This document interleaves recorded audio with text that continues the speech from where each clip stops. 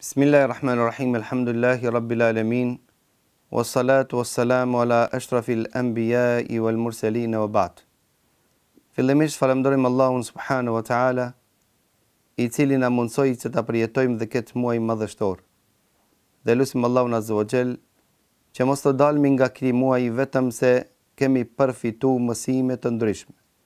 Ne edhe më tej vazhdojmë të flasmi mbi sekretet e agjërimit.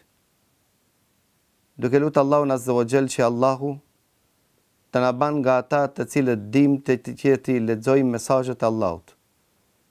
Pra agjërimi, përpos që është një ibadet I dashur të Allahu, agjërimi në tërësi është I dobishëm për vetë njeriun. Pos asaj që e tham në fjalimet e kaluara, gjithashtu agjërimi siç emërtohet me emrin as-sabr, durim. E gjithë agjërimi është durim. Pra agjërimi në veten e njeriut, në shpirtin e besimtarit kultivon durimin. Sa jemi të nevojshëm ne sot që të kultivojmë këtë veti që na mungon në veten tonë. Sa të mira na kanë kalu para nesh, mirë po për shkak mos ekzistimit të durimit, ne na kanë hikën pa përfitu prej atyre. Për këtë arsye Allahu azza wa jall, me hikmetin dhe urtësinë e madhe të Tij, që Allahu azza wa jall në këtë muaj prangos shejtanët. Dhe dietarët kanë ndryshuar mendimin. Cilët janë ato shejtan që prangosen në Ramazan? Kemi 3 mendime të dietarëve. Ibn Khuzaime thot, shejtanët të cilët prangosen në Ramazan janë vetëm shejtanët e mëdhej. Ndërsa Imam al-Halimi thot, shejtanët të cilët prangosen në këtë Ramazan janë shejtanët të cilët përpiqen të vjedhin lajmet nga qielli. Ndërsa mendimi I tretë dhe kjo është më I saktë, se të gjithë shejtanët prangosen në Ramazan, përpos një lloj të shejtanit. Cili e ka shejtan që nuk prangoset në Ramazan?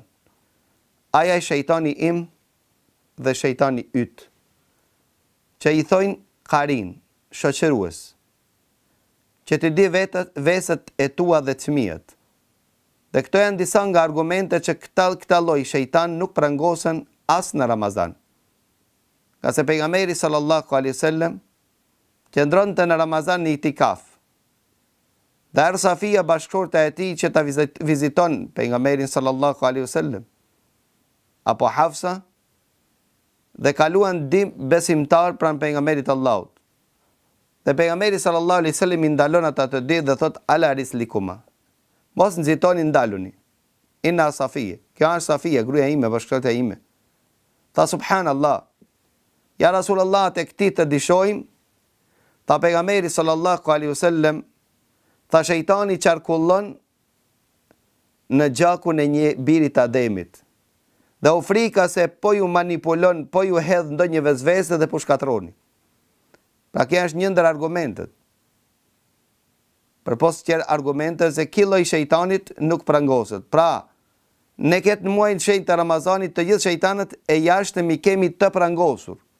Përveç shejtanit karinit që duhet ta ngadhnjejmë betejën inshallah në këtë muaj të shenjtë të Ramazanit. S'ka mundësi të ngadhnjehet kjo betejë nëse mungon sabri dhe durimi. Për këtë arsye muaji I shenjtë të Ramazanit, ibadeti madhështor që bëhet në ta, është muaj I sabrit. A nuk je ti që ngadhnjete veten tënde, e cila lakmonte në ushqim dhe pirje, lakmonte në të mirat që ishin pranë teje, megjithatë frenove veten tënde, përse mos ta ngadhnjesh dhe betejën me shejtanin? Sa jemi të nevojshëm që sabri, durimi, sakrifica të kultivohet në këtë Ramazan. Nga se ne me sabër vazhdojmë rrugën e ahiretit. Me sabër arrim në xhennetet e Allahut azza wa jall. Nuk jemi vetëm në sferën e Ramazanit që kemi nevojë për durim. Për durim kemi nevojë çdo çast.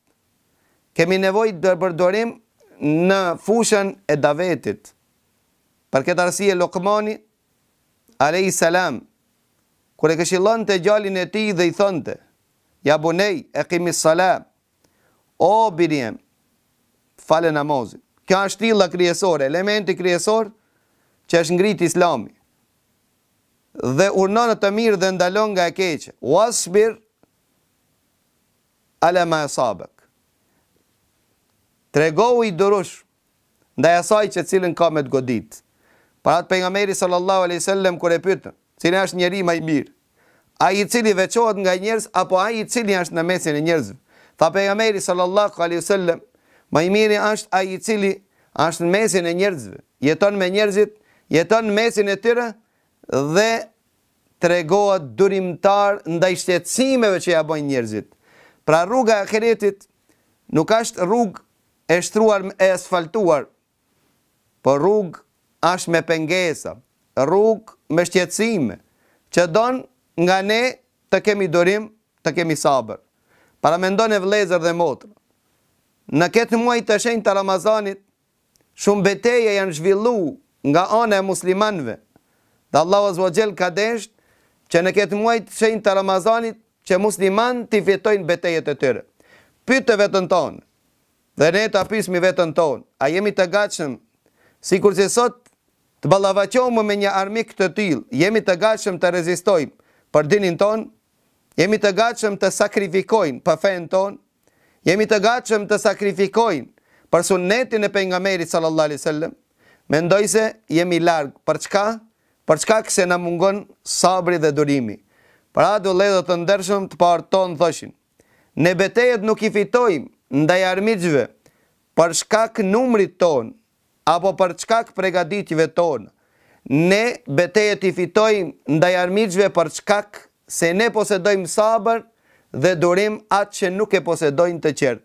Pra atë Allahu azza wa jall thonë në Kur'anin e Kerim, "Wasta'inu bis-sabri was-salah." Ndihmonu në rrugën e xhennetit, në rrugën e ahiretit, në rrugën drejt Allahut azza wa jall me çka? Armatosnu me durim. Ka thonë për disa dietarëve në durim me agjerim. Sa agjerimi kultivon sabrin. Ti që e frenon veten tonë prej mëngjesit deri mbrëmje, nga pirja, nga ushqimi, nga epshët, për Allahun azza wa jall, vazhdoje këtë parim, Allahu azza wa jall do të gëzon ti siç të gëzon në sofrën e iftarit. Dhe siç ka për të gëzuar në ditën e Kiametit. Për këtë arsye vëllezër dhe motra, agjerimi ka ardhur që të kultivon sabrin në shpirtat tonë, që të ngadhnjejmë së pari veten tonë, e pastaj gjithashtu të ngadhnjejmë dhe fush betejën e cila na prit drejt xhenetit Allahut azza wa jall. Për këtë arsye Allahu azza wa jall na i obligoi agjerimin, që agjerimi në sinin e atyre të cilët nuk e provojnë, është e pamundur. Si ka mundësi që njeriu dimëtor as mos han, as mos pin, është e pamundur. Mirë, po nëse hin ta, do ta shef se është e mundur. Kush është ai i cili e lehtëson? Kush është ai i cili e mundson? Është Allahu. Pra Allahu do nga ne që ne shpirtërisht të jemi të përgatitur, që të rezistojmë për dinin tonë, që të kontribojmë për dinin tonë, të jemi të përgatitur, që të armatosërim me sabër dhe me durim, për çka se ajo e cila në sinin e parë është e pamundur, bëhet e lehtë dhe e mundur. Për këtë arsye Allahu azza wa jall e obligoi një lloj ibadetit që në sinin e parë është i rënd, është thuajse i pamundur. Mirë, po ata që e kanë provu e shohin se është i mundur. Kemi nevojë ne në rrugën, në thirrjen tonë, në davetin tonë, në rrugën tonë, kemi nevojë ne që të kemi durim dhe të kemi sabër. Ajo e cila kultivon më tepër sabrin është agjerimi. Agjerimi, siç e kanë emërtu dietarët, e gjithë sabër. Nga se dietarët kanë thonë se sabri janë tre lloj: sabër ndaj ibadeteve të Allahut, sabër ndaj harameve, ndalesave të Allahut, sabër ndaj caktimeve të Allahut. Të gjithë llojet, këta 3 llojet e sabrit janë agjerim. Ne bëjmë sabër kur i përfillmi urdhat e Allahut. Ne bëjmë sabër kur e frenojmë veten tonë nga dëshirat tonë. Dhe ne bëjmë sabër ndaj dhimbjes së uriqjes që cilën e niem. Pra kjo është ai kuptimi i sabrit. Pra agjerimi është që simbolizon sabrin dhe tregon se ai që ka mundësi të agjeron, gjithashtu ka mundësi të jetë i durueshëm. Gjithashtu prej sekreteve të agjerimit është se si thashë agjerimi përmison moralin e birit Ademit. Agjerimi vjen që të përmison sjelljet e birit Ademit. A thot pejgamberi sallallahu alaihi wasallam, veprat të cilët më shumë e futin birët e Ademit në xhennet janë 2: devotshmëria dhe morali i mirë. Thot pejgamberi sallallahu alaihi wasallam, as-sawmu junna, agjerimi është mburoje. Para thot pejgamberi sallallahu alaihi wasallam, fa idha kana yawmu sawmi ahadikum, pra nëse agjeron njëri prej jush, mos të fole fjalë të ndita dhe mos të tregohet arrogant. E një transmetim thot pejgamberi Allahu, dhe mos të vërtet. Por nëse dikush e ofendon, nëse dikush e akuzon, nëse dikush grindet me ta, let ja përkujton vetës së tij dhe le të thot, unë jam agjerues. Unë jam ibadetxhi, unë jam robi i Allahut. Pra nëse ket edukat e përfiton prej adhurimit të tij në Ramazan, duhet ta vazhdojë edhe pas Ramazanit. Më afër me xhlisit pejgamberit Allahut, më afër pejgamberit Allahut, komshiu i pejgamberit Allahut do të jetë moral miri. Pra ke shansën në Ramazan ta përmisojsh sjelljen tonë. Ke shansën ta përmisojsh gjuhën tonë. Ke shansën dhe ke rastin që në agjerim në këtë muaj ta ndryshojsh gjendjen tënde. Për këtë arsye, shfrytëzoj rastin. Për shkak se ky rast ndoshta nuk të vjen më. Ky rast nuk të kthehet më. Nuk e dim asnjëri prej nesh se Ramazanet tjera do t'i përjetojmë ajo. Ke rastin ta përmirësojsh moralin tanë, ta përmirësojsh sjelljen tënde. Pra thon te Xhabir, nëse njëri prej jush agjeron, mos të jetë dita e agjerimit të tij sikur ditët e zakonshme.